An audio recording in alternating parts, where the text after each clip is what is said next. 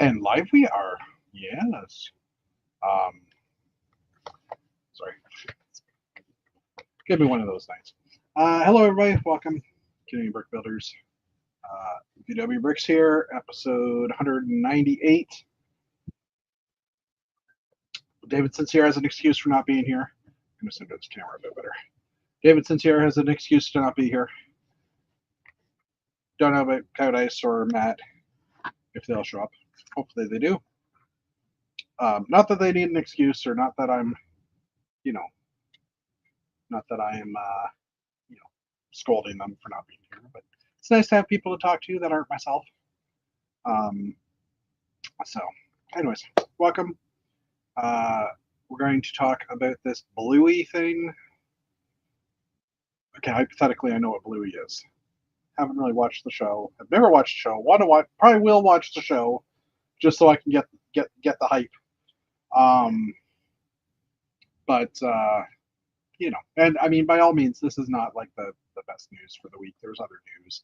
I just wanted to kind of focus on something fun. Um, but anyway, so yeah, I'm doing some castle work again this week. Um, kind of hard to see what's going on here, but um, when I was at Bricks in the Six, I had these areas on the layout where, you know, I had some crops that I could pull out and just easily pop on the layout. Um, and that's on either side of this. And then I had this plate here, and I would take a bag of not random, but you know, a bag of rolled up fence line and animals, and it took a while to get the shape of the fence on here. So I was like, okay, that's a bit annoying. So what I'm going to do is I wanted to remove a layer of this to go into a box so it's pre-set up to make things easier. Um, so I just grabbed a base plate, bright green, because no one uses bright green, and basically just made a space on here that I could just slide this guy in. I've done it to another module that's over on my other table. And I'm currently stripping, well, I'm done taking the layers off. So this is the field module for the goats, I think. And it will fit on the base plate. You can't see because it's hidden. It will fit here. And it overhangs a bit. Sorry, it overhangs a bit to go onto the other one. And right now it's built a little low. I've got to put a couple of rows of plates under it just to bring it up. But I was, just before the chat, I was trying to get rid of this little area here in the corner. I've got this last few pieces to remove, and then I'll be able to actually work on that. So, and I made these this thick so that A, they're sturdy, and B, I can do things like the edge of the river and stuff without causing any issues for my landscaping. So if this chat had been starting 10 minutes later, then maybe I could have switched that over. But I was not able to, and that's okay. Gives me something to do. So once I've got those sections done, then I'm going to stage them with the bags of this stuff I have. I've got this one right back here, like those old like computer boxes, like laptop boxes, just mounting brackets for TVs. I've got a few of those in the house, so I kept the boxes for those. And those are like nice thin profile boxes that easily hold a base plate with a few parts on top, and just make it easy to transport. So you just I put them into those boxes. They're protected because they're boxes, so they've got the air to protect it, and put a little few things around it so it doesn't slide too much. But yeah, Bluey is life, according to my daughter. I thought soccer was life, according to Ted Lasso, but, or should I say football is life? Oh no, sorry, that wasn't Ted Lasso. That was I can't remember the Mexican or the Central American dude. Can't remember his name, but love that show. Season 4 in the works, apparently. Hi, Kaz. How you doing? Also, we got Jeff here. Jedstar Runner, hello. Oh, Jedstar Tube. And no, you didn't miss the stream this week. So yeah. Last week, I was working on the harbor side, and I've now got the harbor nicely packed in the 2 boxes back here. It's all packed up. I will pull up some pictures quickly here. Just give me a second because I forgot to do this. High quality production and all.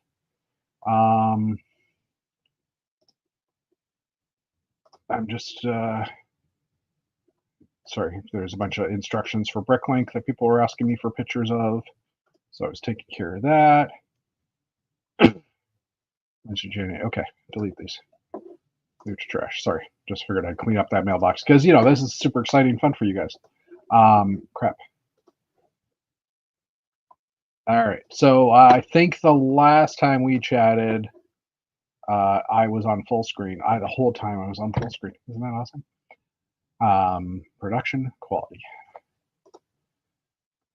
No, that's the one I wanted. I think last time we were talking, I had done this. So there's a couple of my modules are inside of here for the harbor. I think I talked about this last week, and I found these ready to ship Lego boxes fit perfectly in this bin. So I've got one in there, and then I've stacked a bunch of other stuff on top of it. The bin in here is holding stuff. Do I remember what stuff is holding? Not necessarily. Not my kid. I went the wrong way anyhow. Oh yeah, it's holding some of these harbor pieces that were a little. I was worried that we would fall apart, so I put them in there. No, actually, it's holding the river module for my. Sorry, I've got a castle module that's right past the waterfall, and it's pretty steep, and then it dives in, and there's a bunch of little flowers on top, and I put that in that computer box, or in that Lego shipping box, because it holds 48 base plates. So yeah, that was another fun trick. Okay. Oh yeah, this guy here, which is all like, it used to be wrapped in saran wrap. And I made it a couple studs larger last week as well. It's stuff I was working on. So it used to be wrapped in saran wrap. So because I didn't want these little flowers to fall off, so every time I was done a show, I'd have to wrap it back up, and it was like a little annoying. So to battle that, I now can put it into a box, put a few things beside it to keep it safe. So yeah, okay. My kid was over earlier. Christmas cards. I got my Christmas cards from my American friends last week or the week before. I guess that was last week. My kid was over and hanging out and chatting for a few minutes. I went to Lego dinner this week. You guys might recognize that guy. That's Mr. Cowdice, or Mr. Cooties, if you want to. It doesn't bug him at all. He's used to it. But anyway, Cowdice is the proper way to say it. I got a Lego order in. I got this in order to get the Year of the Snake set, because I have 11 of 12 now, because 12 comes out next year. And the Super Starter Story was supposed to be discontinued at the end of last year. So I saw it was still available, and I'm like, you know what? I'm going to grab it, just because I have the Falcon and the 10 of the 4. And I'm pulling the parts right now for the Nebulin B frigate. But there's a few parts I still have to get because they're rare, so those will be fun to get. So yeah, I did take, one of the things I was going to work on this week was to separate the tower of my harbor from the actual warehouse area, and this is actually the separated version. I've basically made it pinnable. You can't. Oh yeah, there's a couple of pins. You can just see them right here, and then some holes in here to pin them together. So now I can put these into 2 separate bags. And now the bottom of this is one structure as well. It used to be kind of divided down the middle, which now it's not. So I'm happy about that. It used to be divided down the middle because it was originally attached to the side of the tower. And this tower is 16, let's just say, I think it's 16 or 18 studs. I think it's 18 studs and 2/3 of a stud, because that's roughly the diameter of this tower. So it was really hard to make, and it might even be more than 2/3. It might actually be, 4/5 of, like 4 or 5 plates. It's like 4.5 plates, or some crazy number of thickness that I just didn't have the maths to figure out. And this wall with the doors always fell apart, and it would crumble because it's basically one brick thin. and with the vibration of it not being completely solid, it was just like, you know what, I want to try to rebuild this way to see how it is. This other side tower also will come off, but for now it's in the same bag because I figured that actually gives it a bit of structure. It's also pinned in, so and that's it together. And I mean, this tower is 18. This wall is now 18 studs across. So, and you can see it sticks out like literally a quarter of a stud or an eighth of a plate, something like that, on either side. So I'm okay with that gap. I mean, I wish it was perfect, but it's not. So I'm okay with that gap, and it'll do the trick. So yay. And then that's just it sitting on the harbor module. And then, like I said, bagged up, a couple of bags. Okay, I have a confession to make. Animal Crossing. The other day, I had my Duplo characters. Not my Duplo characters. Silly me. Let me just move this. Full screen me for a second here. My Fabuland characters the other day fell off of the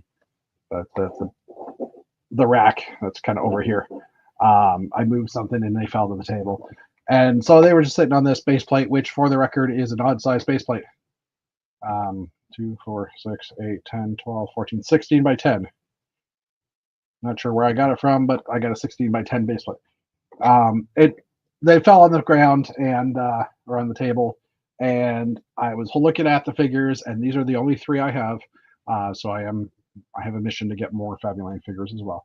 But I had the only single Animal Crossing polybag on my table, and I put them here, and I'm like, oh my gosh, it's like they're kids. And that got me thinking about collecting the Animal Crossing characters. Hence the picture of an Animal Crossing set. I wasn't going to do it, and then I noticed that Amazon had all of last year's sets for 25 or 20 to 30% off. This was one of them that was listed on Amazon set for about 28% off, and I happened to go to my grocery store, and it was marked down there to 30% off. So I picked it up. I've got that set, and I also got a set for, I don't know if I have a picture of that here. Let's just see. Wrong thing. No, that's the modules. I also have a set of that I got through Dirty Brickstore at Bricks of the Six. I have one of the smaller Animal Crossing sets and the polybag. So I had 2 sets to start with. So logically, I should now go get all of them. So I ended up ordering 3 on Amazon. They'll be here tomorrow. So I think I've got about half the characters now. And that leaves me with all the 2025 sets to collect and the 2 biggest sets, which are about 25% off on Amazon right now at $75 instead of $90. So I'm not thinking of necessarily collecting them all, but also just for logical sake, one of the reasons I was looking at this was I'm buying the sets, I'm keeping the figs, selling the parts, and off of each set I'm at least getting my money back, if not making $10 to $30 more per set. So I don't care about making double or triple profit that I usually do when I'm buying for Bricklink.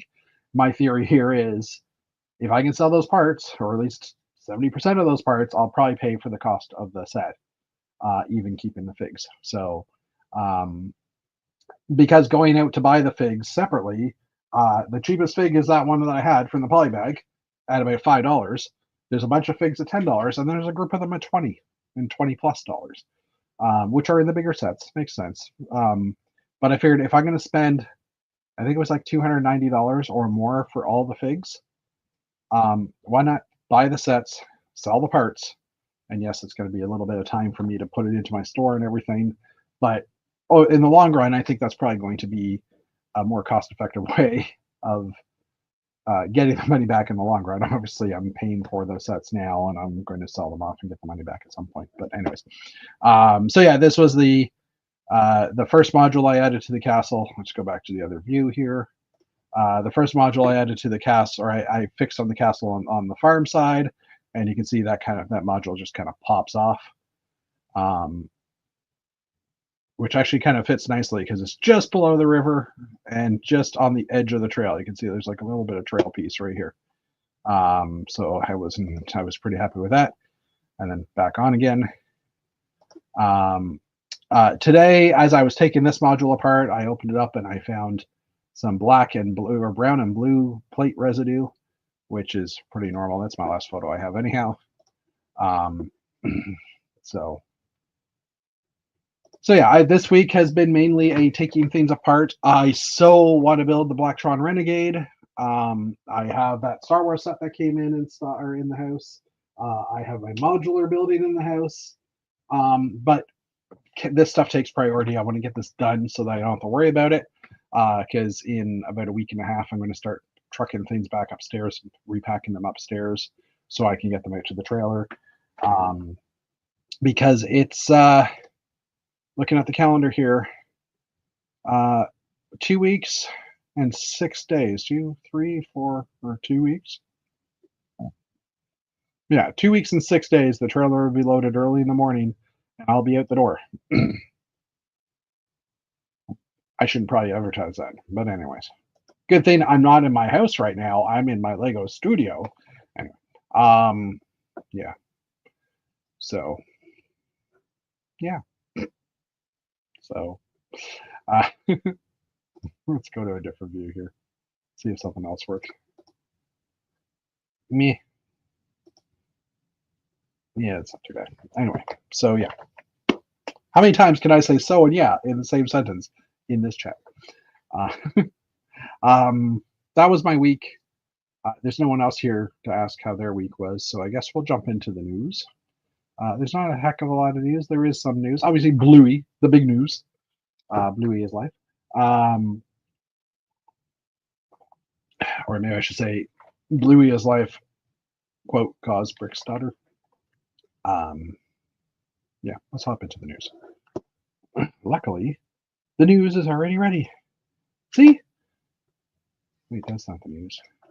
All right. First up, we have a bunch of Lego ideas hitting 10K. One of these, I guarantee, we've seen before. And we'll roll our eyes when we see them, or at least I did. First up is Go-Go Power Rangers, Lego Megazord. Choose 10K. Now, I was thinking to myself, we already had a set that was, and then I was like, no, wait, that was Voltron. Don't know if they would do this set because it's not Voltron. It's not lions. Well, there is technically a lion on the foot, but hey, Power Rangers, why not? So this set is designed by Lego Truman, which we have seen before as a name in the history of building or history of Lego ideas. Don't remember what they built.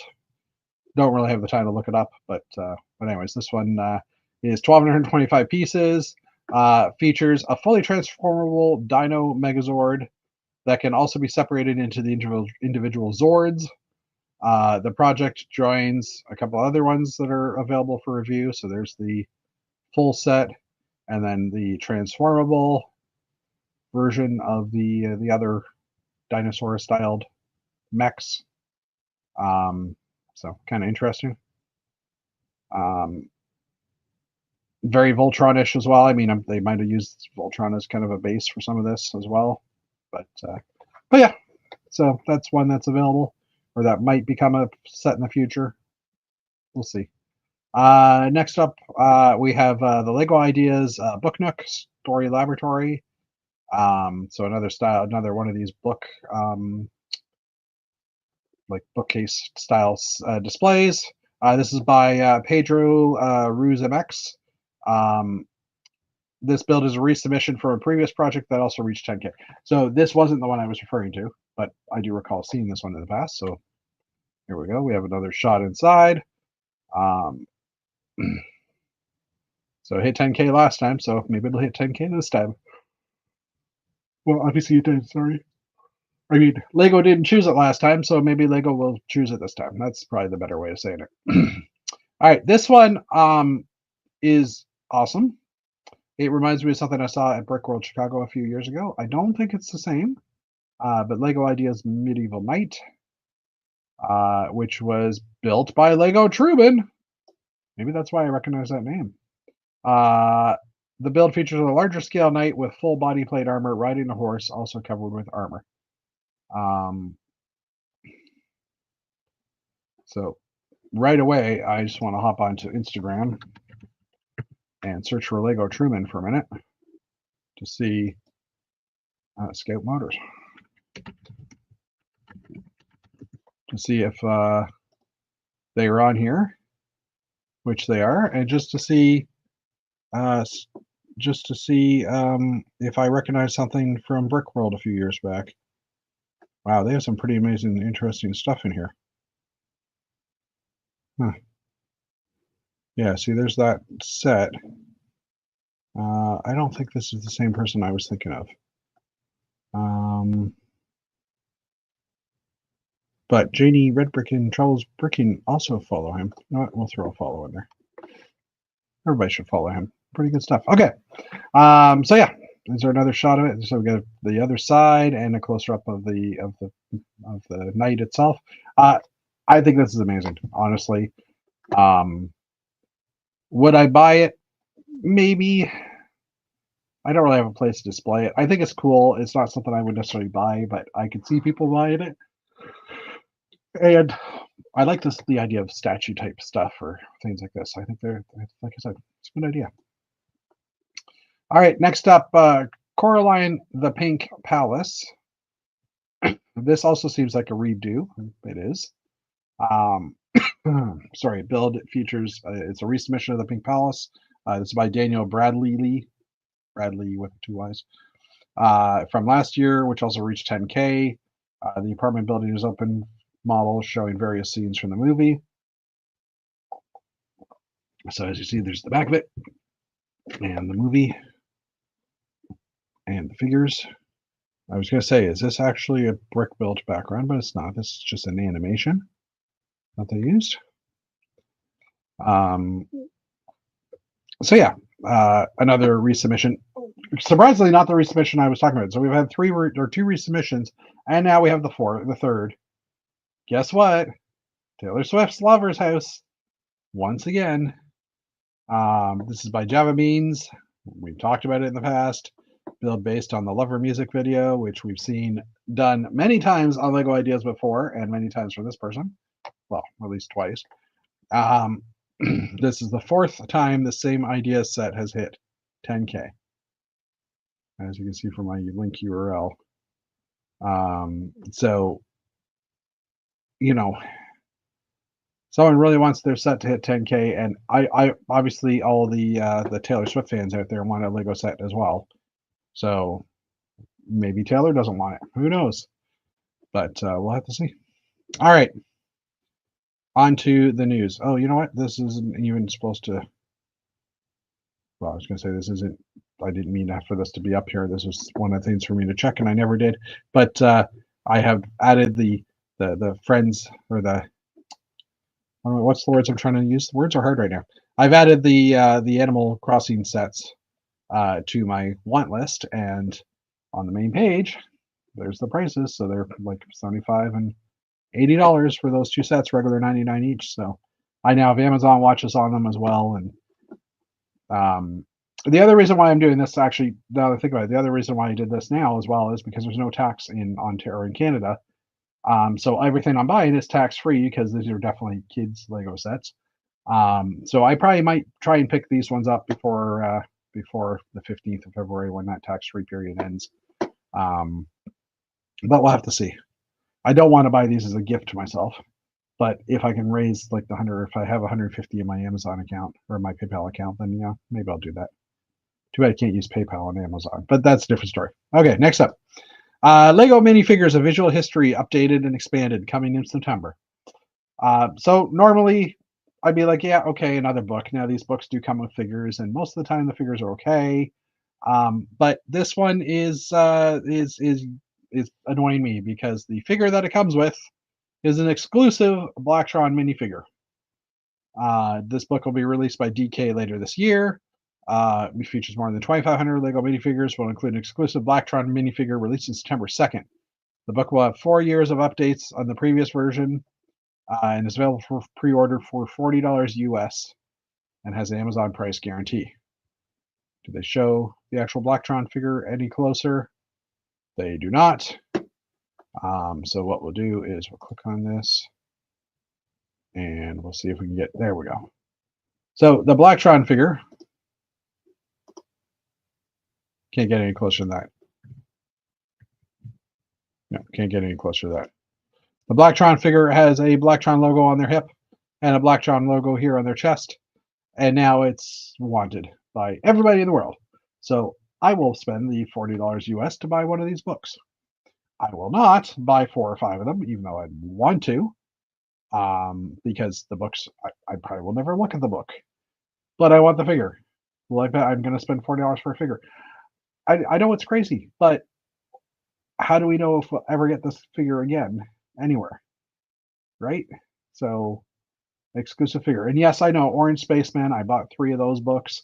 I waited for them to come down on price. Like, I think I bought 2 of those books at $20 a piece instead of the 30 or 40 that it was originally available for.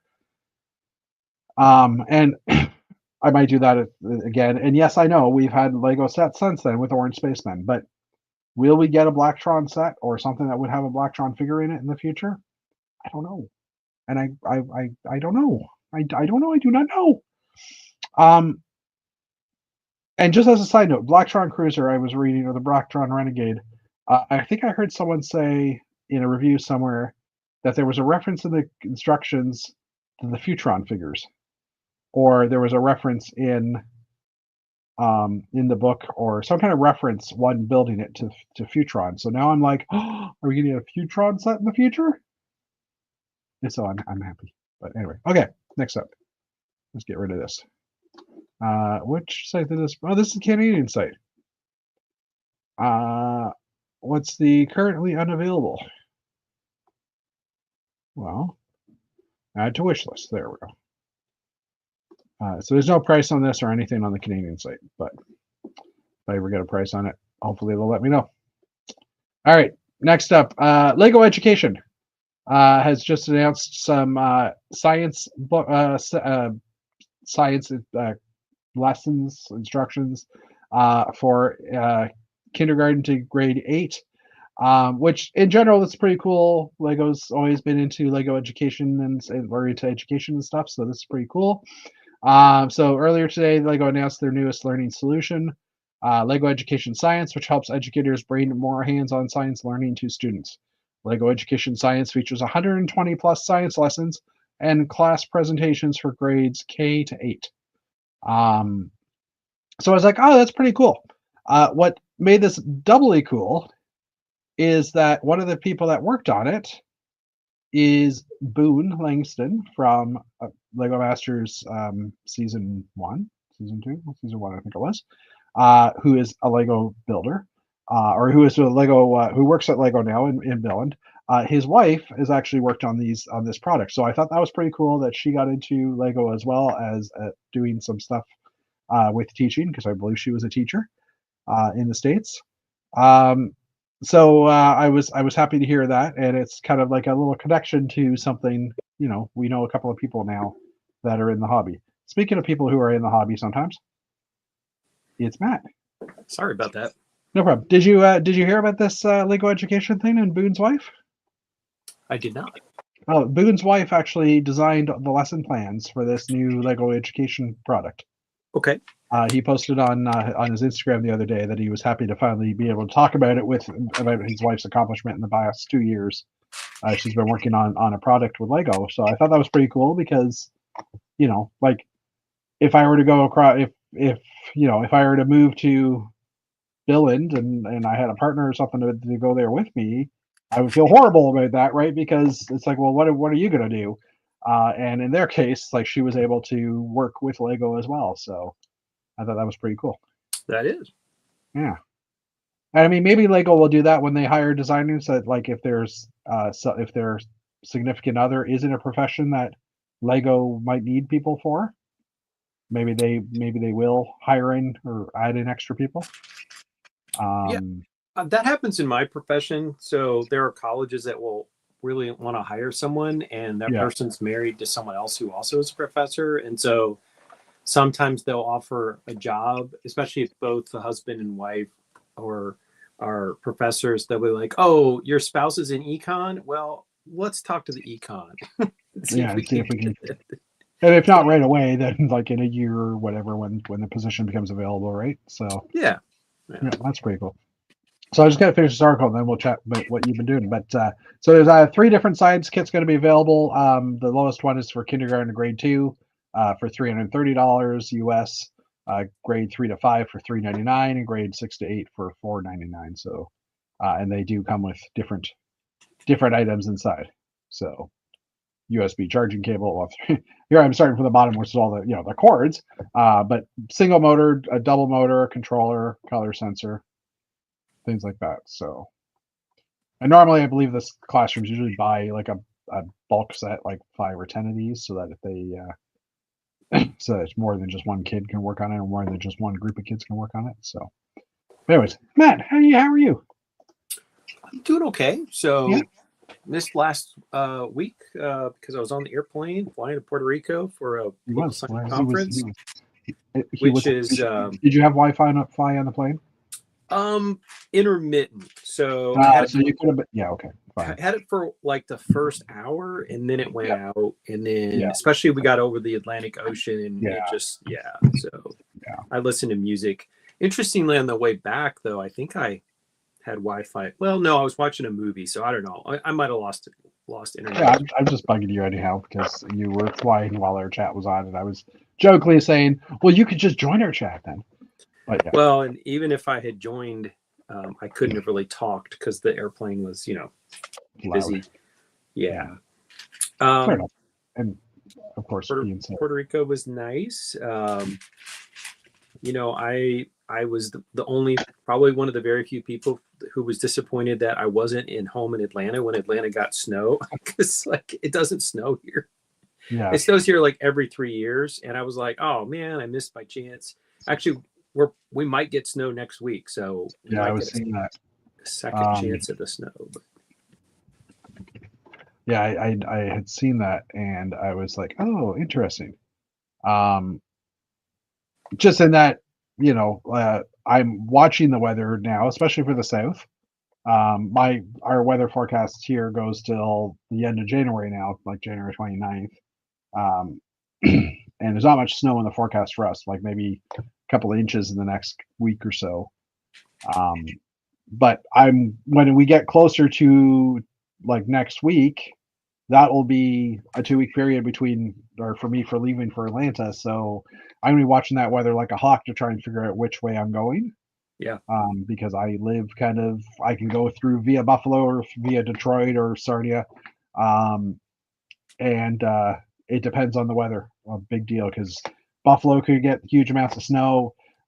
We could get winds. If the winds blow, I want to just say this way, but if the winds blow one way, then Buffalo is screwed. And if the winds blow, north to south, then the Windsor area can get really bad.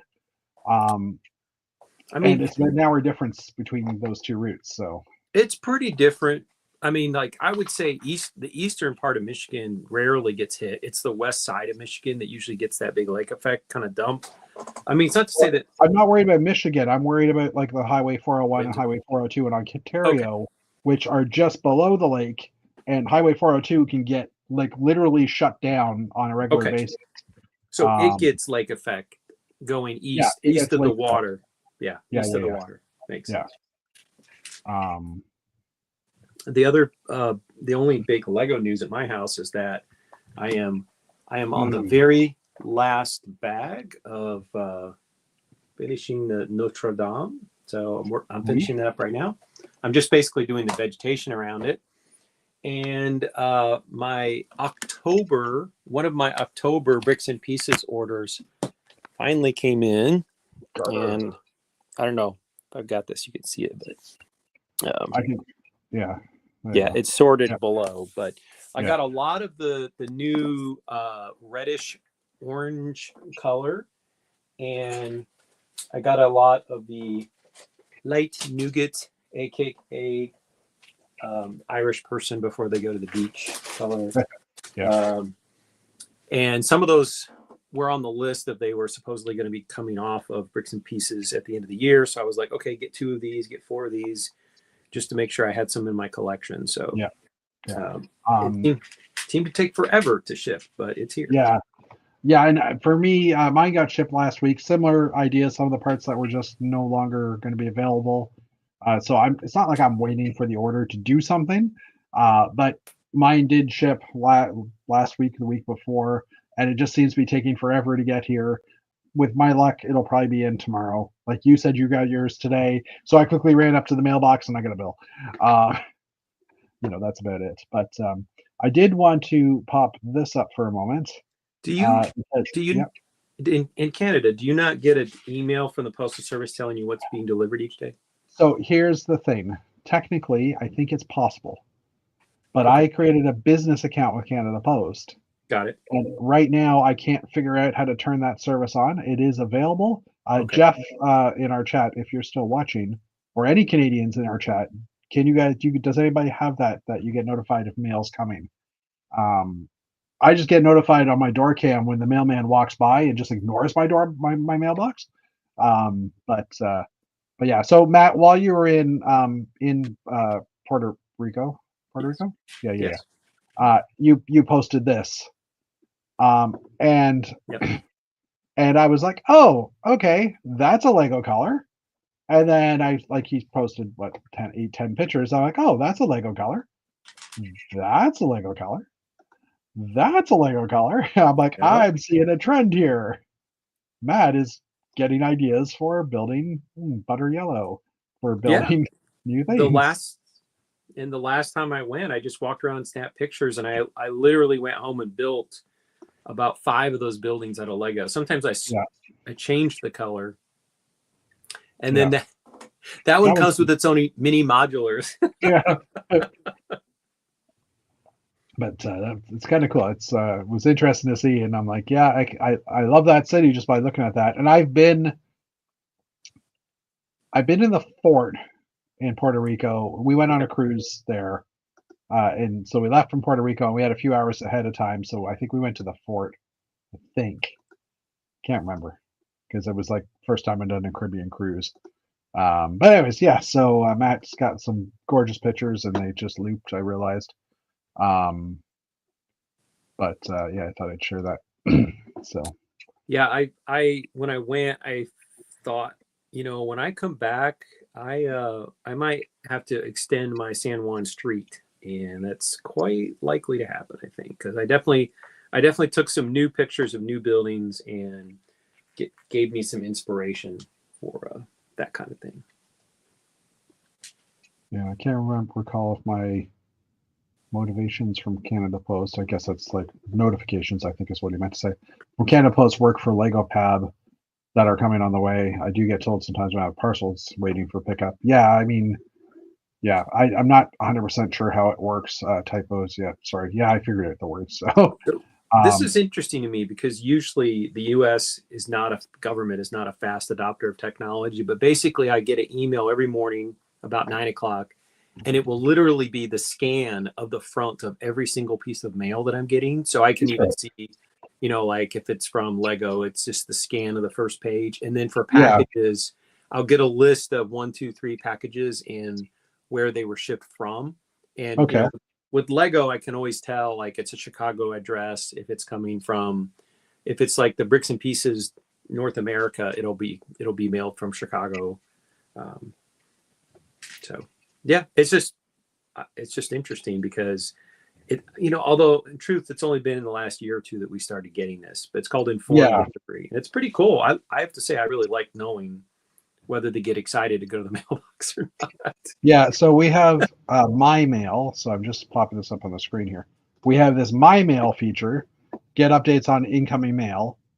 And every time I do it, like I've gone to the app and I've tried to set it up, and it always gives me, we can't find like invalid address or whatever. And I'm like, how is it invalid? It's validated through Canada Post. So I've been trying on and off. And like I said, I think what's happened is because my shipping address for my Canada Post business account is this address.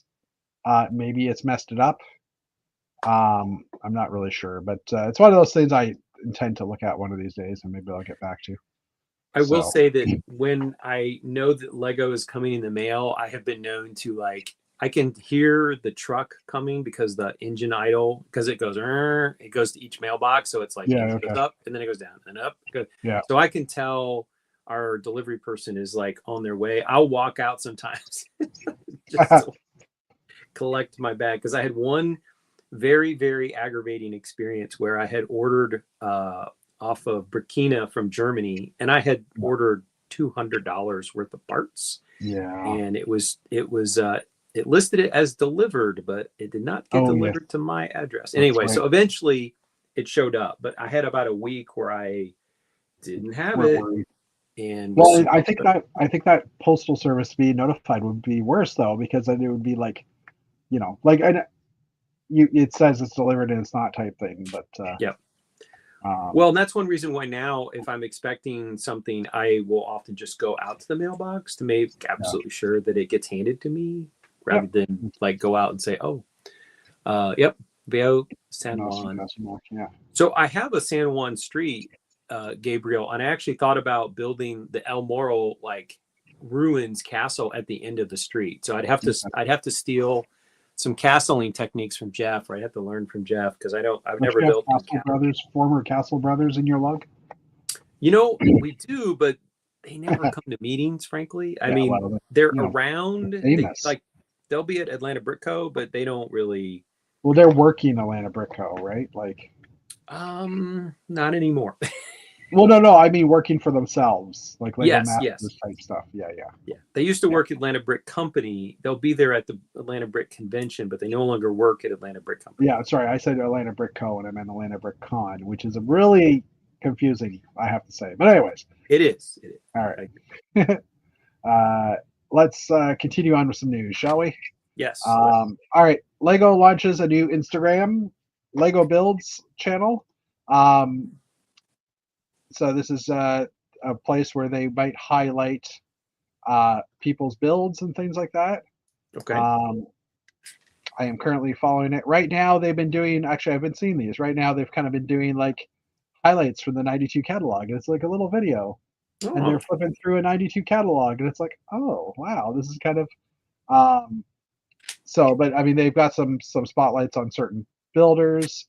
Obviously, we've got Girl Bricks a lot in here as well. Donnie Chen, I recognize his sculptures. I have never met him personally. I think he's out in Australia. And the interesting thing was the Lego Builds promotion that they did with a bunch of the Instagrammers and influencers. And I'm assuming this will show it. Oh no, this isn't it. Basically, all the Instagrammers and influencers got a little box, and when they opened it up, it had the goat in it, with some advertisement for the promotion or whatever.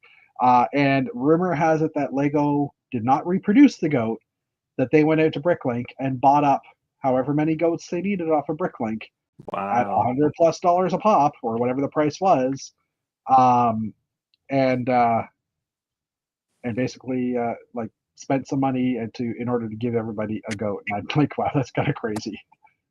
I wonder how many. If you think about what the advertising budget is for a company like Lego, that's a drop in the bucket. Oh, I know. Really Gabriel's actually from Puerto Rico. Glad you liked it. Awesome. Oh, yeah. Oh, I love it. This is my second time, and I actually, one of the reasons I applied for this conference is that I went by myself last time, and I told my husband, I'm like, you need to go to Puerto Rico. The food is fantastic. The buildings are amazing.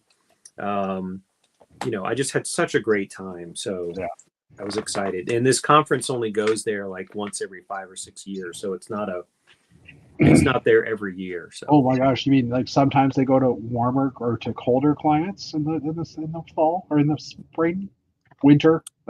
This is the Southern Political Science. And so it rotates between New Orleans, Atlanta, Orlando, and San Juan. I mean, Orlando is obviously a vacation destination. That's 4 places, but you said every 5 years. So what's the 5th one? Maybe Charlotte? Maybe Charlotte? Okay. I don't All those cities would be fun to visit. Why not? Except for Atlanta. They're all warmer than Ontario is right now, probably.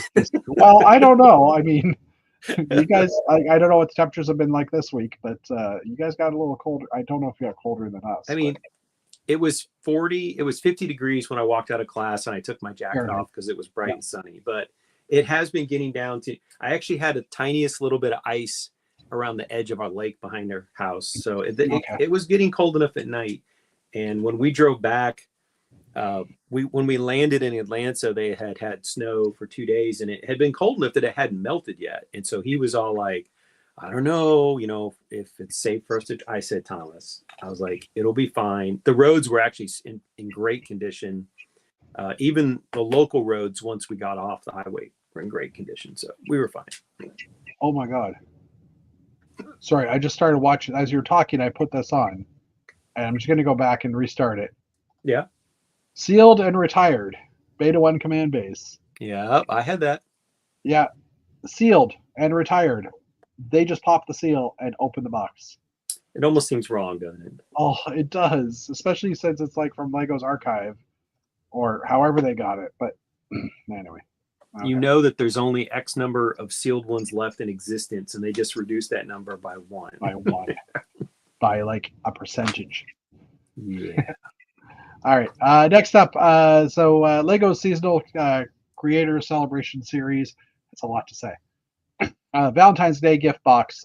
Gift for purchase has been revealed. This was on January 10th. It is actually currently available for purchase, or it's a gift for purchase for the $70 US and I think $90 Canadian-ish prices. The set has 172 pieces. Features a heart-shaped chocolate box. Can be opened up to a bunch of brick-built chocolates, or you can use it as storage. There's no word yet on when this will be available. As I said, it is currently available for purchase or for a gift for purchase. I have not gotten this one. This is the first gift for purchase this year I have not gotten so far. I don't plan to get it. Yeah. But I'm the same way. It's not a like, oh my gosh, I really need this. Yeah, but that being said, I've bought the last 2 gift for purchases, or I participated in the last 2 gift for purchases. So, yeah. Oh, it's $100 Canadian pre-order. My or $100 Canadian, excluding pre-orders while supplies last. So does that mean it's like $80 US then? I wonder. Anyway, probably. I closed the other article for it, so we'll never know. All right, we had another teaser. We have a couple of teasers this week. The first one being the Game Boy teaser. What? Coming October 2025. Lego and Game Boy are, I guess we're getting a Game Boy console built, or Game Boy gaming system built into Lego. And some very unexpected news. Lego will be releasing Lego Nintendo Game Boy in October. There's no other details at this time, but Lego is continuing the line of Lego sets that feature old school video game systems. I mean, obviously they have a partnership with Nintendo, so this doesn't surprise me at all. They must be selling. They must be selling okay. Well, I guess so, yeah. Or maybe it's just like it could also be Nintendo saying, if you want to keep on with the Donkey Kong and Mario Kart licensing, you got to do other things with us. Who knows? And I mean, honestly, this is going to sell units. Might not be the best seller for them, but there'll be a lot of people that'll be like, "Oh, this is cool. I want to buy it because I used to have one." Right? Yep. Lego tugging at the nostalgia strings. There is another announced set or announced theme, which we'll get to in a moment, because that's the topic of tonight. But also this week was probably the more important thing to be announced, was the larger scale Lego Trevi Fountain, which was officially announced. Releasing March 1st, has 1,880 pieces, will retail for $159.99 US. It is available for pre-order and will ship by the release date. So this is a slightly larger set than the 2024 version, 2014 version, I should say, 2015 version, because there was a smaller scale version previously. And unlike the smaller version, which is not in this article, that's weird. I had an article the other day that it did have it in there. Did we already talk about this last week? Maybe we did. I don't remember. What's the date on this? January 13th. No, we talked about the leak. There was a leaked image from the Lego catalog, from the finished catalog last year. So we did last week. We did talk about it. It has officially been announced. Lego has actually added some extra details to this one. Obviously, they've got some more color in it, just for like the rocks at the bottom being kind of closer to the water, so they're a different color because they're wet. And also the background behind the of the actual building has one of the nougats, I think the light nougat in it, to kind of give a bit of relief and a bit of shadowy type things to it. So I've heard some people say tan might have looked better, but I don't know. I'll reserve my.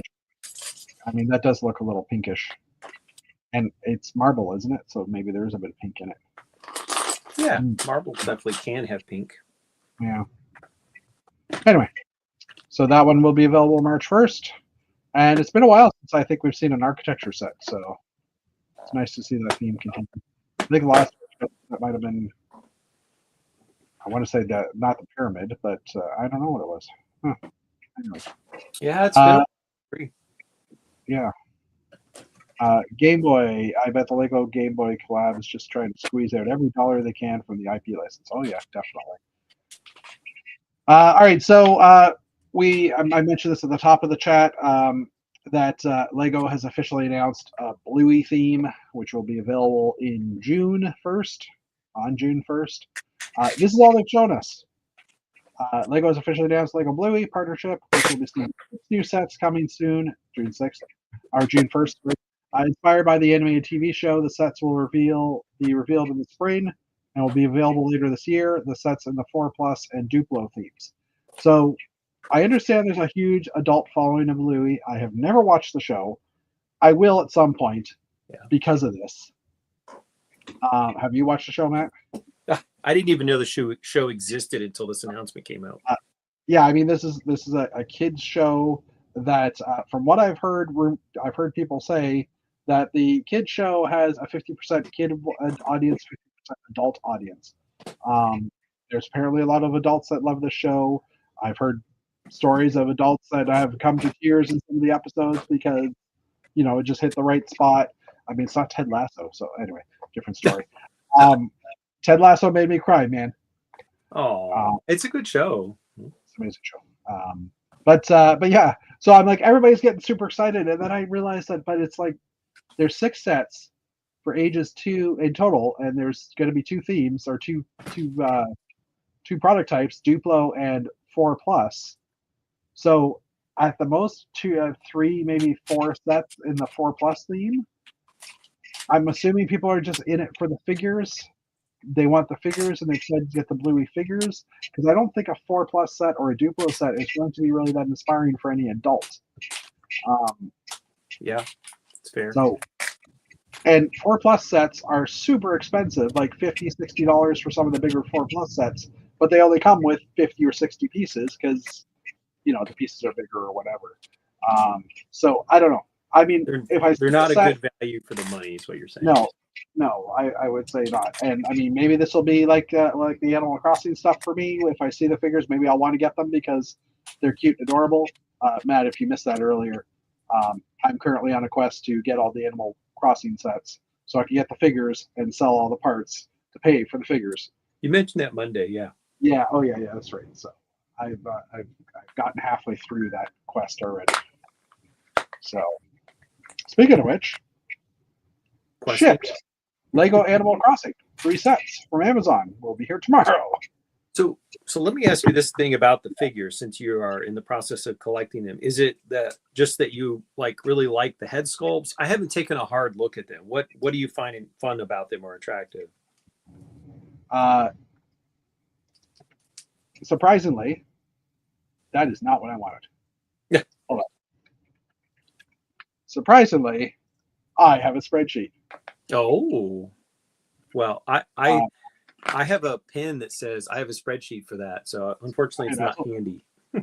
So, I mean, these are the figures. I've broken them down by sets and prices. These are the prices of the individual figures on Bricklink. Okay. So $20. So, I mean, there's a few here. These are all the newer figures, the 2025 ones. So those are the ones that I don't have. I'm just going to zoom out for a second. These are all the ones I still have to collect. But the ones that I have or will have in the next few weeks are right here. So honestly, what it was when put the figure beside my 3 Fabuland figures. I'm like, these are like the Fabuland kids. Yeah, they do. They look a lot like Fabuland. And I want to collect Fabuland. I've got them on my want lists and stuff, and I just haven't really actively started looking because I always loved Fabuland as a kid. I always wanted the Fabuland sets, even though I knew they were basic, were a lot simpler. The only one I had when I was a kid was the mailman, the bulldog. Yeah, he's a mailman because he came with a postal box. These other two characters I've gotten via the internets, via purchases or bulk lots, whatever. So I just always wanted them, and it's kind of the same with the Animal Planet or Animal Crossing characters as well. It's possible that when my daughter finds out that I have them, she'll want to borrow them, and keep them, which is perfectly fine as well. So, but yeah, Gabriel's also saying they must have tight lips in the Bluey department at Lego because they haven't been any leaks. Yeah, true enough. I'm pretty sure now that people know there'll be some leaks on and off as time goes on. I mean, considering that we already have a good idea of what that Star Trek is coming in November, you know, I don't know, it's crazy. So yeah, I have a spreadsheet, and it contains Animal Crossing sets, and I didn't say Animal Planet, so I'm happy with that. So yeah, again, I can understand people getting excited for something. That's awesome, but I'm worried that people are going to be like, here they are. Here's these are like kids sets or something like, which they would know, but I don't know that people are going to get let down a bit by the end result of the sets. I don't know. That seems. I mean, if you're a fan of Bluey, yeah, you know it's a kid's show, right? Yeah. I mean, it's not like it's a surprise. Yeah, I don't know. I guess I just don't understand the love for Bluey at this moment. Is all. We should have an episode where we watch 5 minutes of Bluey and then give a reaction or something. Maybe we should at least watch an episode of Bluey off of air, right. And then we can say, yeah, we saw it, and now I've watched all of them in the past 3 days. Eyes watered and red. We could do like a Mystery Science Theater 3000 where we sit there and crack jokes about it or something. Yes. Did you finish the last episode of Silo? Wait, was that the last episode of Silo? There's one more. There's one more. Okay, sorry. What finished? Oh, Landman finished this week. Oh, and Skeleton Crew finished yesterday. Which we have not started Skeleton Crew. All right. Well, it was good. I've heard lots of positive feedback about it. Yeah, so. And I know we've had this conversation a few times now, but when the episode ended, I watched it this morning. When the episode ended, I was like, but I want more. Please give me more. What happens now? Yeah. That's good. And all I can say is they brought back a ship that I haven't seen for a while, and I was happy to see. Skeleton Crew, for the reference, they don't really tell you this, but Skeleton Crew takes place in the current Mandalorian time frame. Okay. So it's post the move, post Empire and Return. So the Republic is in command. Let's put it that way. Okay. Which does make it, is necessary to know for the story, or is relevant to the story. So anyway, okay. Next up, there was a couple of Brothers Bricks items that I saw, and I'm like, you know what? We haven't done this for a while, but I saw this. How to elevate your minifig presentation, and someone has built little discs to put all the figures on for Dungeons and Dragons, and I was like it. I know, I was the same. Is there a bigger size? Let me see what's the largest original. Oh, downloaded. Okay, well, that's okay. We'll just yeah, so each of the figures has, and some other figures too. It looks like we have some Nexo Knight figures and stuff in here. But I thought this was kind of a cool idea, and I hope Dana doesn't see this anytime soon, because I'm pretty sure Dana will do every figure with a custom base, because that's just what Dana would do. Yeah, he's still working on his habitat, so he might have to hold off 5 minutes or so. True. Or he might be or he might follow the whole Well, someone else has done it, so now I don't have to. So, Yeah. but yeah, I thought these were kind of a cool display idea for sure. So I thought I'd share that. I And actually then the thought other, about going Mhm. back. I have I don't know, I have 75% of all the collectible minifigs that have ever been Yeah. made.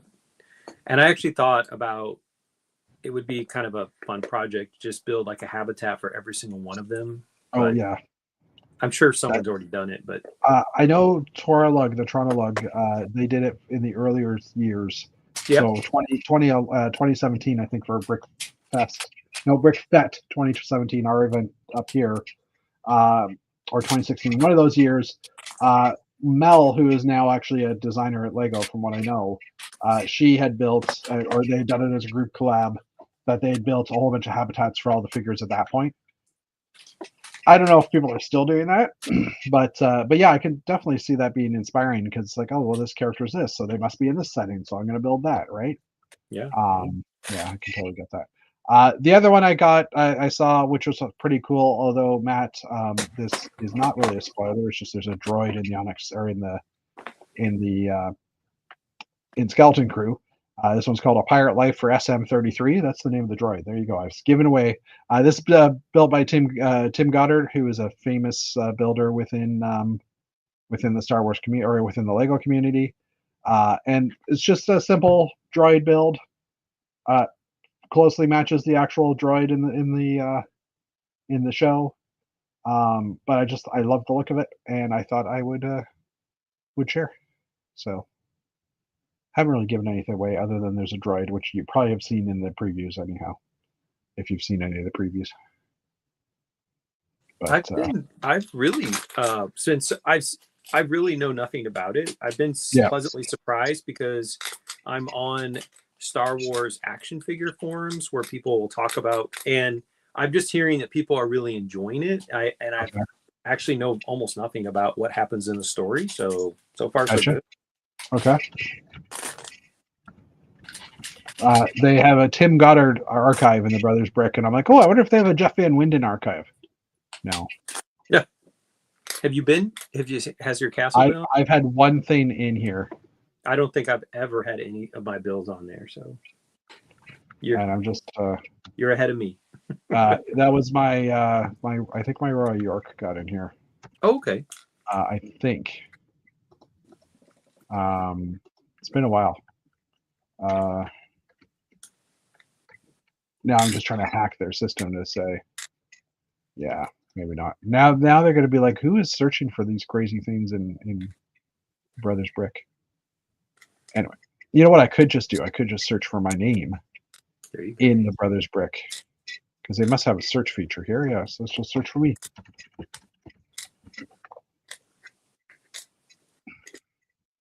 Oh yeah, there it is.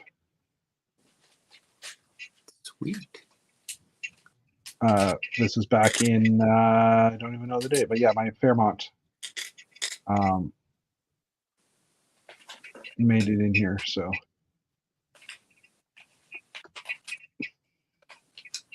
anyways, okay, that wraps up the news, and we talked about Bluey too. So we actually covered our title. So Matt, a few months ago, no, it seems like a few months ago, a few weeks ago, we had a topic that Matt had presented. That Matt had come up with the name of. Yeah. And he never showed up. Yeah. So we're doing a quick delve back into time. Matt, how can you save money on Lego in 2025? And I put it in there by not buying Lego. Here's my secret. Yes. You run out of shelf space. You run out of shelf space. Oh, was that your whole thing? That's my personal strategy. Is now when I get excited about something, I'm like, okay, well, where would that go in the house? Yeah. And so I did buy, the only set I've bought this year is the modular. And that will go with my other modular. So I will just take some books off a bookshelf and it'll slide in there. But it is a constraining factor. Now, I do have most of the UCS Star Wars sets in my work office. And so there is a little bit more room for Star Wars. So if there's a new ship that we haven't gotten before, I have a slot that I could work it in there. But it does kind of make me go, yeah, I don't know where I put that. That's interesting because I literally just reorganized my shelves Mhm. to increase the storage on some of my colors Mhm. because I've taken stuff apart and I need to expand black and white. Um, so I added 5 bins of black that I didn't have previously. No, I added 3 bins of black, but like I said, expanded my storage. So I'm kind of looking at it right now. And realized my problem is I still technically have a lot of space because if I get bored of something, I just take it apart, right? Like I've got the island, the pirate ship broken on the island. I can't think what the names of the set's called. And I've been eyeing it recently because it's like I could probably take that apart because it's there, it's on display, um, it's like right there. You can kind of see the sails. But I mean, I've got stuff on shelves there that is just holding things. There's some sets and stuff, but they're just there for the fun of it because then at least I can say, well, I showed it off for a while to myself. Mhm. Um, but yeah, I still, unfortunately, that's not going to help me because I still have shelf space. I guess is where I'm getting at. So My bigger problem right now is not so much Lego, but hats. So really, I didn't know because you have more than 365 of them. I'm assuming. well, the last time I counted, I was at 329, but since then Ooh. I've ordered some more. So I've told myself I need to stop when I get to more than one per day of the year because there's only so many days. But you're doing a hat of the day every day. Yep, I am rotating them, so they You are are rotating them, but you could although you've worn that hat a few times because it's your Quebec hat. But that's because you're on our chat, and I get that. correct. Um, It's for the Canadian chat. So it's for the Canadian chat, yes. But yeah, I've been always wondering how many hats you had because I'm like, how long is he going to be able to do that loop hat of the day? I was up to 329 when I counted, and I've probably ordered. Well, there's been 2 really good sales. New Era had a sale. And this is where the problem is, right? Yeah, Lego no. goes on sale, hats go on sale. One of my favorite companies had 5 hats for $100, so they're $20 each, which is I almost never pay full price for anything that I get, but like I was just Yeah. like 60% off. Ooh, it's very tempting. So I got 5 hats. So there's 5 on their way. I've got 4 that I bought. There's a company that there's sometimes they only have hats in Europe and Japan. They don't have in the US. So I have a reshipper who I can buy Yep. and I mail it to him and he ships it to the US. And so I've got a 4-pack. So I've got at least 9 hats on their way to the house. It's a good thing Thomas doesn't watch this. But I mean, yeah, I don't know how to say it, but here's the thing that came up with the hats. I said, first of all, he never tells me I can't spend money on stuff because we do have separate bank accounts and like he pays the mortgage and I pay the electricity also. So we have our system as a couple. But I said after around New Year's, I said, look, every time I buy a hat, I'm going to tell you I ordered a hat. And he goes, well, I'm not going to tell you not to buy something if you want it. And I said, no, I won't want to tell you 3 times in a week that I bought a hat. So it'll be a deterrent for me to order a hat. He said, okay. That's awesome. That's funny. So, and just because I was curious as you were talking, I was thinking about, I up until last week, I've been pretty good. I've only bought the modular, like those 3 sets at the beginning of the year, and I bought the Super Star Destroyer micro or mid-sized ship to get the gift of purchase for Chinese New Year. This gift of purchase, I haven't bought anything, and I'm like, oh wait, Animal Crossing, crap, right? Well, I would say the other thing that I've gradually learned to save some money is sometimes I just really in the Star Wars line, I just want the minifigs. Like I already have a Jedi Starfighter, and just tell myself, wait 3 months, go on Bricklink and order the 3 figures or whatever. So the one set that's kind of out there on my watch list is the Dark Falcon set, and there's 5-6 unique figures in that. I went out of Bricklink about a month or 2 ago and totaled them up, and it came to like, I don't know, $60-$70, which is kind of half the price of the set. So I was like, well, that strategy might not save me as much money as just going and buying the set, but Yeah. I am kind of waiting to see if the prices on those figs come down, and Well, I and can I just mean, it will eventually drop. Like they will go on sale at some point, but there's still a lot of people probably interested in that because every figure in that set is unique, yes. right? So there's definitely going to be a market. You're competing with all the other Star Wars fans. So uh, I was looking at $106 worth of figs that I already have. Okay. And this one, like these two here, I got through. I'd already owned. Like this was the poly bag I bought, and this was my Bricks in the Six set that I got for Dirty Brickster. So, but the figures that I've already got or will be here tomorrow, plus what I have here, is $106. I need the rest of the figures for $115. So total of $222 in figures. And I was looking at, because I pulled up the prices, right? Like if I let me just hide some of these. This is the Bricklink part out with the figures. I'm just going to hide those because we don't need to see those right now. Oops.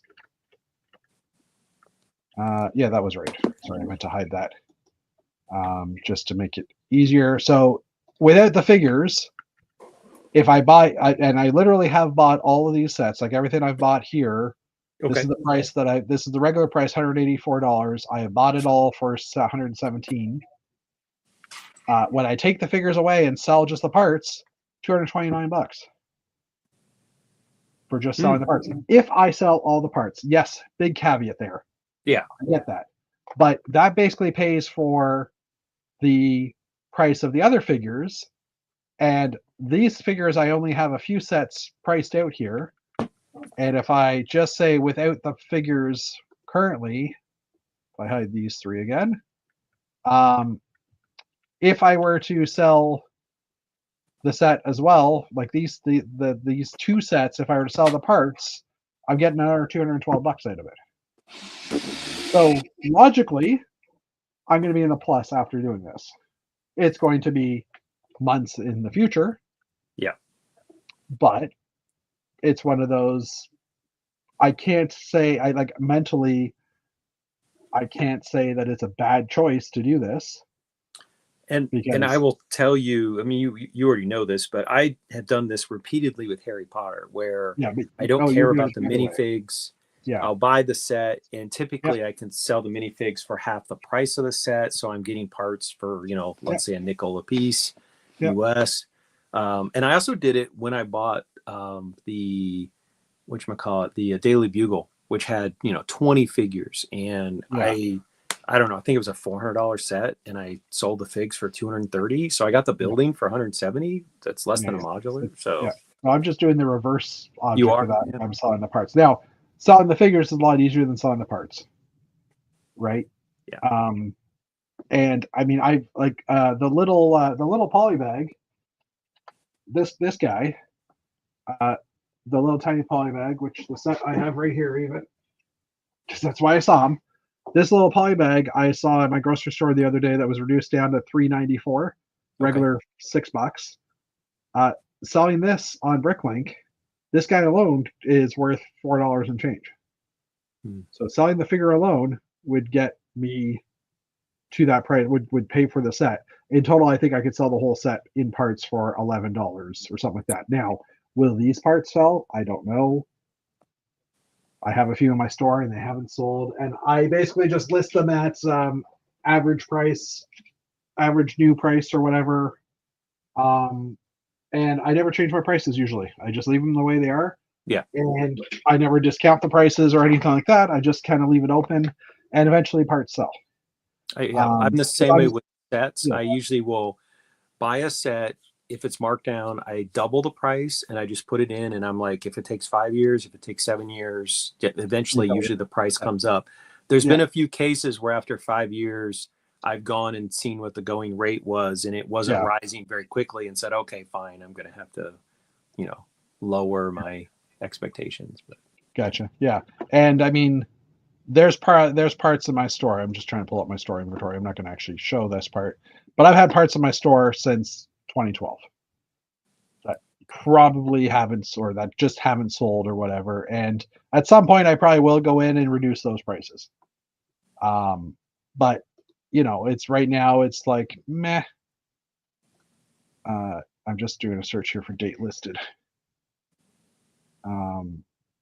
When was that listed? Where do I see that date on the screen? It doesn't even say. Well, that's really good. So I'm going to zoom in here and share again. Sorry. So I just did by date listed. I know this sticker sheet is old because I listed. Oh, there it is. February 12th, February 21st, 2012. I have a sticker sheet that I added for 98 cents. And the current price. Why did I do that? As summary, the current price on this, no one has bought them in the past 6 months. So obviously this is a sticker that just won't sell. 98 cents I have it listed at, and the average price is $13.81. So, I could lower the price of that, but will it really sell? This one, $1.44 is the price, and I've got it listed at 66 cents. So at some point, someone will buy this sticker, but why reduce the price, right? Anyway. Well, and I run into that sometimes with, like, for example, I bought the DC high school sets, and they just were not going for any money. Yeah. And because I mostly just resell sets. If it won't sell for a certain amount, I'll say fine. I'll just open it up and use the parts. I mean, if it's going for less than 10 cents a part, then that's kind of the price of bricks in sets. And I'll say, okay, if I'm not going to get 10 cents a part, then I'll just open it up and keep the parts myself. So, but yeah, and I just found this an example, a lime plate from 2012. Lime was probably a lot more rare back then, 10 cents a part, and the average price is 5 cents. I do need to do some adjustment. That one is not going to sell because it was on the pick-a-brick wall. Well, there's that too, but I'm saying it is a lot cheaper than what I have it listed at. Lever, I have it at 4 cents a piece, and they're selling for 3. So, a lot of it is within range. This is exactly the right price, but added 2012. So a figurehead for 69 cents, 62 cents. Yeah, so most of it is just someone just needs to look for a particular mini figurehead, right? Yeah. So, Axel, hey, Axel, welcome. We're just shooting the crap, for lack of a better word.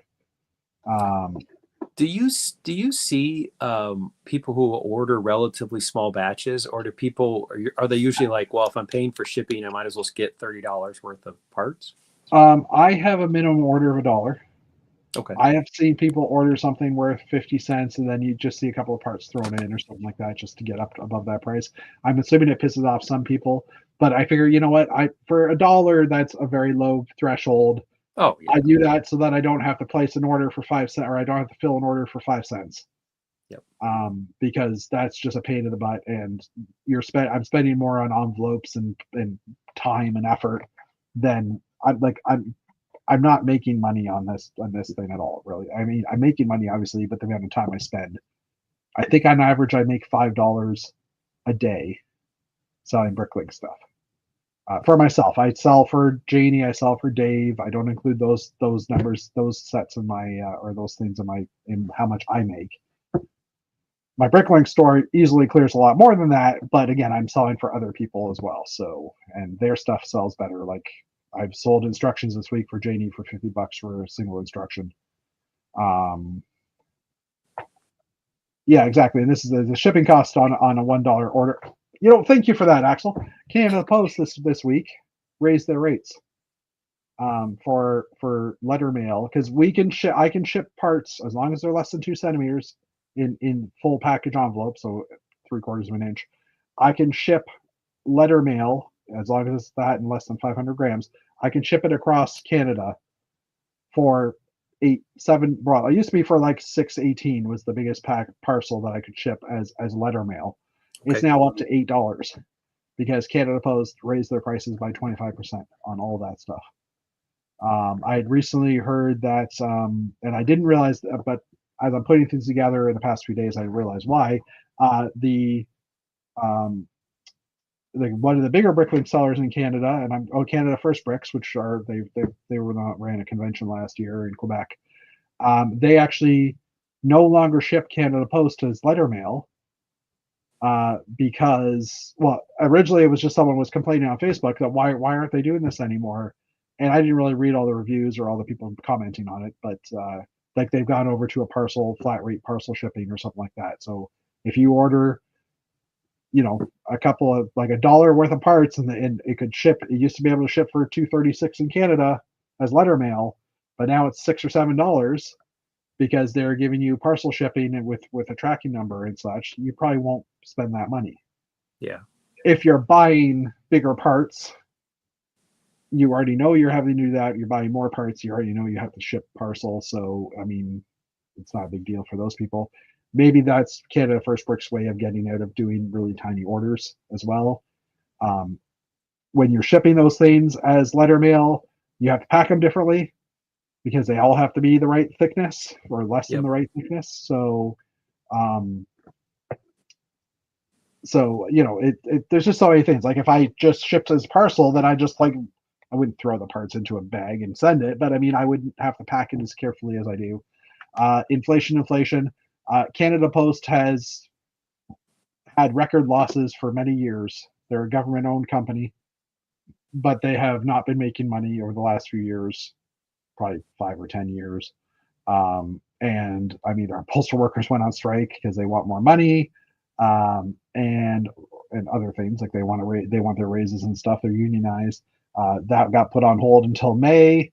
So they're still making the same amount of money they did, or if they get whatever their contracted raises were, negotiated raises were, that'll continue on until May when they're in a legal strike position again.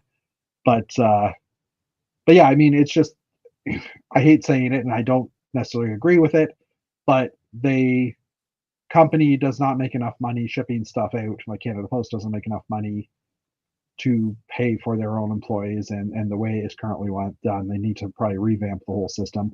It's also a lot harder in Canada to ship something because to go from here to BC, it either has to fly there or it has to be trucked by a truck, and there's like literally one highway across Canada that would get done on. Whereas the U.S. mail system, like I checked the U.S. prices as well when I did this, and for me to ship to BC, so you know halfway across the country, in Canada, $20 for a parcel. If I ship to California, which is in line with BC, further south, probably a further distance, $9. Really? Yeah, it's cheaper because the U.S. postal system is cheaper. So I'm just paying the extra bit to get from here to the airport to get post sent out to Canada or to the UPS or United States Postal Service. You know, it's interesting that you mentioned that because when I ship to Europe, people will complain. It starts at $24 for me to mail a package international. So it is not cheaper for me to mail to Canada or to the UK or to Japan. And so I will have customers overseas who place an order, and then I give them the shipping cost, and they're like, "Oh, let's cancel. That's more than I expected," which I have no problem with that. Yeah, exactly. You haven't packed the order or anything. It's not like you're missing out. You're just, But when I order hats from Canadian companies, I'm always kind of shocked at how affordable what they charge for shipping. It's usually like $8, $9 US. And I guess that's why. I mean, I guess if they put it in the mail from Canada, it's not too super expensive. I don't know. I mean, maybe we have a special deal with the States because of that. But I mean, this is just an idea of this is my little chart for my Bricklink store of, oh, you know what? I just realized it's actually easier just to go directly to my Bricklink store. So let me just do that quickly. Oh no, I have to do that through here. There should be, visit my store. This is just easier to see because the grid's a little bigger. In the US, so the Postal Service is a quasi-governmental corporation, so it's supposed to break even. And what they've done in recent years is basically our postal system has shifted from delivering letters to delivering packages, which I assume is probably true in Canada as well. Well, I mean, they deliver more packages. Like the letter mail has gone down for sure. Like people sending letters to people because of email and everything. Like I'm probably guessing like 50-60% decrease since the internet started at least. And But everybody's gone online billing, and especially with the strike that just happened, it's like, oh, I need my bills. I'll just switch over to online or to email billing or whatever. And now they have less packages coming in through the front door. But I will say, like there's a huge, I would say, especially like COVID, it pushed a lot of delivery stuff into the U.S. postal system. In the U.S., there's oftentimes if you send something through like a UPS, sometimes the last mile is done by the postal, like they'll hand it off to the postal system. Yep. So it delivers a huge percentage of the packages. We do have private companies like DHL, UPS, and FedEx. FedEx is terrible. Yeah, I mean we have FedEx, we have DHL, we have UPS, we have Purolator, which is owned by Canada Post, but they're a separate entity, and that's just like another courier in Canada. So I mean, I have not heard that name in so Purolator? Many years. Yeah, you remember you've heard it though, but I mean, obviously it's not in the States. I wonder if they delivered in Michigan, because I know the name. I've heard Purolator. Yeah. Maybe it's from watching hockey on TV. And it could be that you could ship from Purolator into the States. They just switch over to a different company there, right? I don't know. Yeah, it's possible. So yeah, I mean, like our Canada Post is government controlled, but they've talked about making the company public, but I think they're afraid to, because if the company's not making any money right now, how is it going to make money publicly? Unless it gets put onto the stock market or whatever. But so one of the things that's been happening here in the U.S. has been some fundamental restructuring of the systems for it. The Postal Service has to recognize that we're more of a package business now than we are a letter business. Yeah. And here in the Atlanta metro, they opened a brand new facility. So when packages come in from other parts of the U.S., they go to this new facility and they get sorted out, and then they go out to the distribution network to local post offices. And it was kind of a hot mess. They rolled it out before it was quite ready, and there were some really bad backups in the first month of this new facility opening up. But they're trying to say, look, we're a package delivery system, and we need to have an infrastructure that's set up for boxes, not an infrastructure that's set up for letters. And they're trying to break even. So I understand, it's a fundamental shift for 200 years. They've been mostly delivering letters, and now they're not. So it's a big change. But so yeah, I mean, this is just like an idea of like the different size packages. But like I said, $7 for letter mail in Canada, but again, for a parcel, it's 20. Well, I did have a parcel for $17 going to Toronto, which is an hour and a half away. Okay. This week, but I just say 20 to 22 in here. And then as you get to the larger sizes, this is parcel shipping just for larger weights. But when I go to US, so let's just say, let's just go to the US prices here. So if I send a parcel, so 0 to 100 grams, I can send it for $2.95 as letter mail here.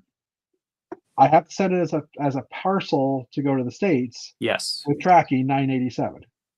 So in the lower amounts, we're definitely saving money in Canada doing letter mail shipping. But once you hit, like I said, the 500 grams, $24, that is now less than, close to the right price. But it's the parcels, like for me to send that same amount of that $2.95 value as a parcel, it's like $17 to $22 depending on where in Canada it's going, whereas for the States it's $9.87 to California. And I'll tell you that and Europe is about $13.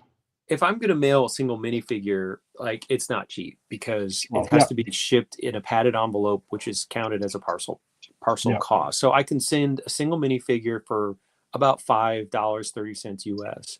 Yeah. If I send a small package, like say, like a small box, like a gift with purchase size thing, I can ship that to California. I can ship that to the West Coast for about $10.50, $11.20. But there's a huge jump in the US if the box is over 21 inches in length. Okay. That's when it really takes a jump up. And so since I'm a set shipper, sometimes when the order comes in, I have to look at the zip code and I have to get out the ruler and go, okay, is this going to cost me $25 to ship to California, or is it going to cost me $11? Because it makes a big difference. I mean, obviously, you pass that on to the customer buying it as well, right? It's not like you're paying for shipping yourself. Yeah. I do But I mean, manual billing. yeah, So once they place the order, I pop in the zip code, and yeah, I've done this now enough years that I ballpark it. So I don't. Occasionally, I'll just go, okay, that package is going to be about that big. It's going to be about $11, or it's going to be yeah, about. And occasionally, I'm a little bit over, or I'm a little bit under, but I'm pretty yeah, accurate. So yeah. usually, Okay, I'm yeah, pretty good at guesstimating the yeah, true shipping. yeah. And the problem with us here is that we don't have like we. You have the base price, and then on top of that is a fuel surcharge.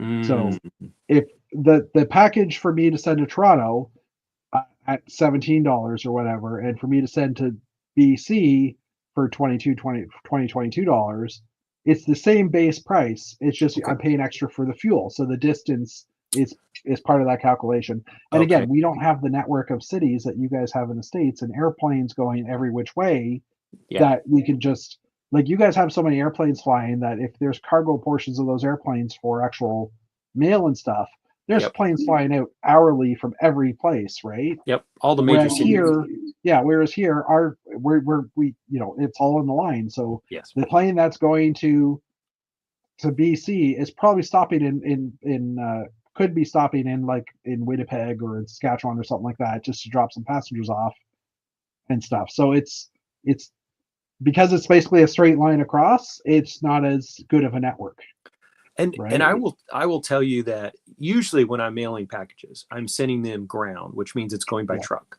yeah, And yeah, it's usually a couple dollars cheaper unless the customer yeah, wants it and they're willing to pay the extra to have it, 2-day yeah, expedited shipping. I usually just send it ground. But especially in the eastern US, there's so many trucks that are leaving every night and they're going yeah. to Indianapolis or they're going to New York Well, they that, go to the main distribution, and then from yeah. there they get spread up again, right? Like Yeah. to go So on. we don't pay a fuel surcharge to Yeah, California. What the U.S. Postal Service does is it's divided the country up into like 9 zones. sounds okay. If your package is going to a zone that touches your zone, it's only this much extra. Okay, But if you are going 3 zones west, yeah. then that's when it gets. So they use a zone system instead So of a. similar though, it's a distance type thing from where you're going, which I mean, it totally makes sense, but Yeah. I don't know. And I mean, I have seen that there was another Bricklink seller that was switching over to some smaller company. I don't even remember the name of it. And I've been thinking about this. Like, is there like an Amazon delivery company or what? Like here, Amazon is basically done by third party drivers. Okay. So Amazon ships it to their location, and then they have like it might be a car coming, it might be a van coming, and the person just drops it at your door type thing. So I don't know how much Amazon is paying for that type of shipping, but it's almost what we need in So here. in the U.S., it uses 3 things. It uses the Postal Service for some Yeah. things. Those are usually like if you go on and you buy something that is offered by a third party on Amazon's website, they're usually going Yeah. to send it U.S. mail. If you Okay. buy directly from Amazon, they'll either have their own Amazon branded trucks that Which drive we through the don't have at neighborhood. all. Yeah. I will see an Amazon truck every single day. Oh If I yeah. leave the I know. house, I will see an Amazon I branded truck. saw hundreds of Amazon trucks when I was in Atlanta for 3 or 4 days. Yes. Like it was And there's a crazy. distribution center like 5 miles from my house, and so Yeah, yeah, there's they're scattered over the metro region, yeah, and then they'll use third party people who might be driving their own vehicles, and they'll just drop yeah. stuff off. So it's I a was real mixture. Part yeah. I was part of it starting to is that think. Yeah. Go ahead. Amazon is such a big shipper that they Yeah. don't have the capacity to just deliver it all themselves, so they have to Yeah. use They have a to farm variety it of out. platforms. Yeah. Yeah. I was thinking to myself, geez, I wonder if like it'll get to the point where it's like you're traveling from this city to this city. We'll give you $20 if you can take this car full of stuff with you and drop it off at the warehouse there. Yeah, Right. I mean, But then there's what's in no those trust. packages is well, yeah, exactly. And what did you just put in the back of my car? Why is it ticking? Or Or a why does it person's smell? transporting people's packages and their car goes off the road, and like, are they Yeah, gonna, exactly. it's a whole logistics and Oh no, I know that, but it's like in my head, it's like DoorDash, but for parcels. Uh, yeah, I don't know. That was quite the tangent. Dave would be proud. Dave would be so proud of that tangent. So I've also caught up on all my YouTube videos, so like I'm missing Like I don't have a backlog of 20 videos from Dave. Oh, I okay. caught up with those over the past couple of weeks during the Christmas break. I'm like, woohoo! But at the same time, I run out of videos to watch by the end of the day. Today I haven't because I had a lot of meetings. But Well, I can send you some channels suggestions. I watch. Well, no, but here's what I was going to say. I watch a lot of YouTube. I yeah. don't watch almost any Lego YouTube. Oh, okay. And partly because it's like, well, I like talking about Lego and I like being on Lego chat shows. So that's why Yeah. I'm here and that's why I'm Yeah. all Gray Bricks. But I feel like between those shows, I usually hear about the news, Lego Yeah. news. Well, you get that. Yeah, you get that from us.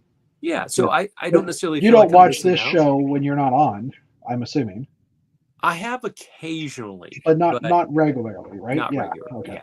So I use I watch a lot of, we have the premium YouTube, so there's no ads. I watch some history stuff. There's a really couple really good channels on like Maya, Inca, that kind of Yep. not Yep. prehistory, but that kind of stuff. So I like Yeah. that stuff, and they're done Yeah. by like actual trained archaeologists, not by like it's Okay. aliens, Yeah. So I like those. And then there's two guys that live in the western part of the United States, and they're just regular people, but they will use Google Earth to look for Weird like thing. native ruins, like Oh, the okay. cliff Yep. dwellings. Okay. And they'll go hiking up and they'll take a little That's they'll pretty take cool. a drone Yeah. and they'll look at stuff and they'll hike up and they'll take pictures with the drone. And so they're kind of just amateur explorers, but Yeah. they take you on the journey. And if I were a younger person, I would want to do that. But at my age, like I couldn't Yeah. climb up into some of the Yeah. crannies that these guys go Yeah. up to. So I just like Some of tagging them. along and kind Yep. of looking over their shoulder. Yeah. That one would interest me, I think, as well. But sorry, I'm just gonna Axel's. Oops, where'd he go? Axel's like, Dave, where is Dave? We miss him. Yeah, we don't. Well, David Sincere is away or not able to join us this week. He's on vacation. Cowdice, he probably didn't remember it was happening, or he's filming his own videos about rebuilding some lot that he got. I always watch. Thank you, Axel, when I can't see it live. Yeah, that's what I do. Like if I get behind, then I just queue it up, and I watch all of Dave's in order. Just because if not, then it's like, well, when'd you build that? So it's just trying to follow it along. And try to. I mean, obviously, there's a few videos of people I haven't watched, but and I'm a big geography person. I mean, of course I am if I'm visiting every county, but there's a couple channels. There's one channel where they go over like what's the highest point in every European country, and they'll use like Google Earth and they'll zoom in. And then there's another one called Geography King, and he mostly does U.S. related stuff, but he also does some I think international. you've sent me the Canadian ones for that. Yes. I think you've sent me one or two of those in the past. Yeah. And I like his tone of voice. I like his mannerism, and I like just listening to him talk. So I watch every one of his videos. We also like true crime in our house. So we watch a couple where it's like, it's like unsolved cases, but they'll review the facts and they'll tell you what they think happened. 60%. That's not bad. Not bad. I wonder if that geography quiz was done by people who live in the United States, what the average score would be. That would be a good filter. And then also I like kind of like a scary stories channel. There's one called Bedtime Stories that's like haunted and like aliens and stuff like, and it's just entertaining. So I'll put it on sometimes when I'm driving because it just keeps my mind active, kind of imagining, visualizing these scenarios in my head, werewolves or Bigfoot, or whatever. It's just it's fun. So yeah, I can understand that.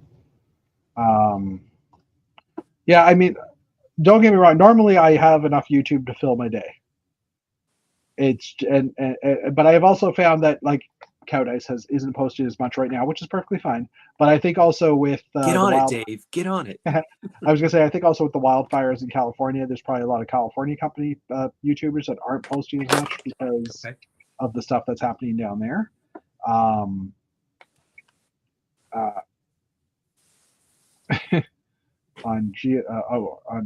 GeoGuessr, just click on where the states are. I would have 0 if I tried Canada. Well, Canada I've never. Thomas and I were talking about doing GeoGuessr. There's 2 Brits They have a YouTube channel called Map Men, and they're Map Yeah. Men. They even have a little song that they sing. And they've done the GeoGuessr where they'll sit side by side and they're looking at the same image and they're trying to, like, you know, get as close to the location as they can. And it was entertaining. It kind of made me want to give it a try. I said to Thomas, I said, you and I should sit down and do the, like, you know, mano a mano GeoGuessr, you know, guess off kind of thing. But I've never tried that yet. You need a user account. You can't just do it without an account. Okay, you got to sign up. But I've never heard about this site to begin with, so. But the Mapmen thing is they're very funny. So it's a very British sense of humor, but they'll talk about like, you would think this town would be named this, but no, it's named this. And then they'll tell you like why it's named after that. And they have a lot of repartee between the two of them. So it's good. Yeah, there's a few channels I follow too that are just like dad joke type things. Once a week they'll do some stupid dad joke videos, and it's because I don't know, I like humor. And you know, just the really corny, cheesy dad jokes. Oh yeah. But yeah, like I watch Lego stuff. I do watch a lot of Lego stuff. Especially people that do reveals. I watch Brixie because I just like yelling at him via the internet. And then there's a few van lifers that I have followed. I started following during COVID because Janie was following them. There's a couple called Trent and Alley, and they were. Van lifers are basically people that live in their van and they just travel the world. Got in it. Okay. But the Trent and Alley are ones that they live in Utah, and they've been building a house now for the past 2 or 3 years. They've been building houses and garages and expanding their house and stuff. So I watch that just because I started watching it. And now I just can't stop. It's like, and there's another one called Life Uncontained that I watch, which is a couple out in Florida or that lived in Florida and moved to Texas. They bought a cargo container, converted it into a house over years. And again, it's just you got used to those people. So now I just watch, like, they drop a video or two a year, a week or whatever, and yeah, it's just part of my background watching. But most of the stuff I watch is Lego content, I would say, and then music videos. Once I run out, that I just throw YouTube music on or whatever, and just background noise while I'm building. And that's the thing. I'm usually down here building, or I'm working on my work PC and I just have it on so I have some noise. It's like my radio, but only it's pictures.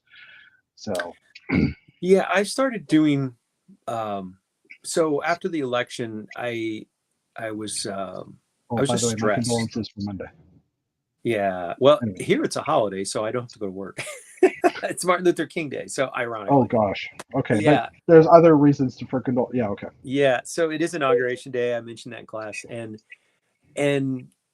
I said, first of all, I was pretty anxious. I was pretty on edge leading up to the election. I had some nights where I just didn't sleep very well, and after election night, I said to myself that I needed to have some kind of strategy, and there's just so much stuff in the news that I find very depressing or very upsetting, and there are things that deserve to be upset at, but I also just didn't want to be angry or depressed all the time. And so I started thinking about how to still stay informed, but like have balance in my life. And so I've really, really tried to pursue, in the last month and a half, I've already done it. Like I took certain apps off my phone because I would just scroll and read news in bed at night and get upset about things. And one of the things is like to be creative, to come in my Lego room, to build stuff, try to do it at least like 3 days a week. But putting music back in my life. So I used to live, and you work at home as well, but I used to drive to work and I would listen to music, the way there, the way back, and it helps with my mood. So car stuff too. I watch lots of car videos. Sorry, I just realized. Yeah, you're a car guy. I'm a car lover. So yeah. But so one of the things I've really tried to do is have a couple evenings. So Thomas will go up into his room and work on writing stuff, or he's been doing actually some text counseling. That's his thing since the election. Is he felt very frustrated and he wanted to help people out. So he actually has become a trained crisis texter. So 2 nights a week, he answers texts from people who are, in a bad place and just need to talk to somebody, not talk, but, chat. And so he'll do and it's at night. So he's doing it tonight. He does it till 1:00 on Mondays and Wednesdays. When I'm doing my Lego chats, he's doing his crisis text turn. Yeah, makes sense. But Yeah. just, trying to think about things to either make, in my case, like guard my sanity and get me into good places when I'm not there. And music has actually been a really good thing, because I used to listen to it on the car, and I just, I'm only 10 minutes from work. So there's no time to really get into some kind of music. So I'll put some on sometimes. I'll put on a concert where a band or a musician I like played a show, and I'll just play that in the background and do other things. But that makes sense. Yeah. And I need to, and one of the bad things I was doing is I kept buying hats when I was stressed out, because I would scroll through the hat companies looking for unusual hats or hats that no one else had. Yeah. Very, very, very different hats than what everybody else has. And that was fun. I enjoyed doing that, but I can't keep buying, 8 hats a month. Like, I'll run out of space, just like I run out of space with Lego. So, well, hats, at least you can kind of fold into each other. But I mean, when you have 300 plus, yeah, okay. So, right. Get a bike. You'll take longer trips. Some more music. I could in the summer. I need to get my bike tuned up. Yeah. But 4 nights before Christmas Day, I had asked for a new hat organizer thing as a possible Christmas gift. And the old one that I had collapsed under the weight. Yeah, in the middle of the night, right? Yeah. It was not made for that many hats. and it went kush and woke us all up. We turned the lights, and I actually went in. I made sure that none of the hats were in the cat's water dish, and I just turned the light off and got back in bed. I was like, I'm not going to do it now. Yeah, but so Thomas did not give me a hat organizer. So on Christmas Day, I went on an Amazon, click, and it showed up by Friday. And then it's much bigger, it's much sturdier, and it's doing well. It hasn't collapsed under the onerous weight of 300 hats. But then that also gave me a whole new thing of, like, I had to reorganize them. There's different shelves have different themes, and Thomas was like, "Oh, that must be a chore," and I was like, "No, I like every single hat that I bought." Organizing books by author or by color, or right. It's relaxing. It's like sorting Lego. It's relaxing for some of us. Yeah, and it gives me joy. Like, every single hat, I'm like, "Oh yeah, this is a really cool design." I remember why I liked this hat, and so, like, I have like some by I have some like beach themes and animals, and hats that have a reference to like the American West with like desert scenes and things like. But just it's just fun, because I used to have them organized by color, and then I realized I don't really want them by color. So I went through all 300 of them and reorganized them. It was fun. Yeah. That's hilarious. Well, you know what? We should probably wrap it up. So I think we'll do that. Thank you, everybody, for watching Hats with Matt. I mean, no, wait, sorry, wrong channel.